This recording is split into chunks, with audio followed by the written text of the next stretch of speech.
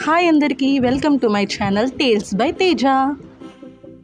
So tomato రసంలోకి మనకి కావాల్సిన పదార్థాలు 1 టేబుల్ స్పూన్ జీలకర్ర, 1 టేబుల్ స్పూన్ మిరియాలు, 1 టేబుల్ స్పూన్ కందిపప్పు, 1 టేబుల్ స్పూన్ ధనియాలు, ఒక 4 గార్లిక్ పీసెస్ అండ్ 2 రెప్పల కరివేపాకు, ఒక 4 టొమాటోలు, ఒక చిన్న సైజు చింతపండు, కొన్ని ఎండుమిరపకాయలు అండ్ కొంచెం కొత్తిమీర.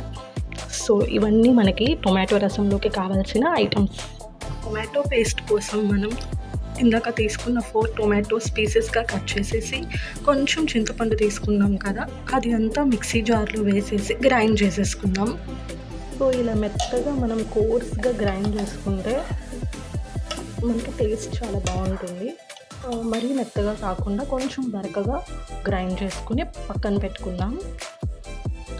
సో మనం ఏదైతే గ్రైండ్ చేసుకున్నామో అదంతా మనం ఈ యొక్క స్ట్రైనర్లోకి పోసేసుకుంటే మనం మొత్తం దాంట్లో ఉన్న జ్యూస్ అంతా మనం స్పూన్తో తీసేసుకుందాం. స్పూన్తో ప్రెస్ చేసి తీసుకుందాం.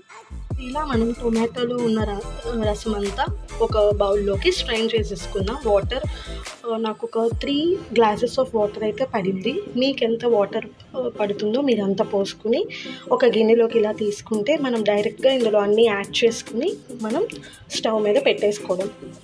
సో ఇప్పుడు మనం ఏదైతే ఒక పొడి ప్రిపేర్ చేసుకోవాలనుకున్నామో అన్ని ఐటమ్స్ డైరెక్ట్గా ఇందులో వేసేసుకొని కొంచెం ఫ్రై చేసుకుని మనం ఇది మిక్సీ పట్టుకుందాం.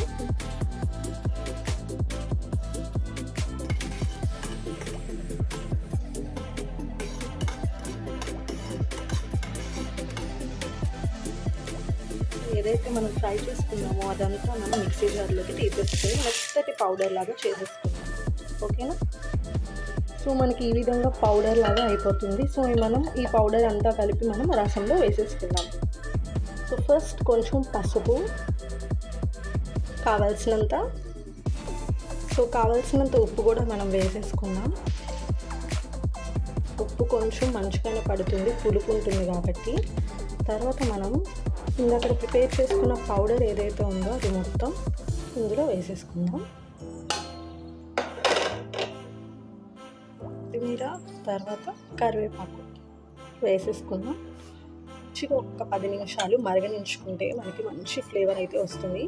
ఈ ప్లేస్లో మీకు పులుపు సరిపోకపోతే కనుక ఇంకొంచెం చింతపండు మీరు సోక్ చేసుకుని కొంచెం వాటర్ పోసుకొని ఇందులో మీరు పిండి వేసేసుకుంటే చక్కగా మీకు ఆ పులుపు అనేది తగులుతుంది. కొన్ని టొమాటోస్ పులుపు ఉండవు కదా.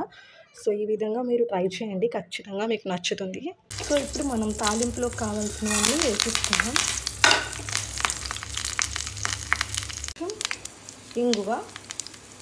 ఇంగువ వేసుకుని మనం తాలింపు వేసుకుంటే మన టొమాటో రసం రెడీ.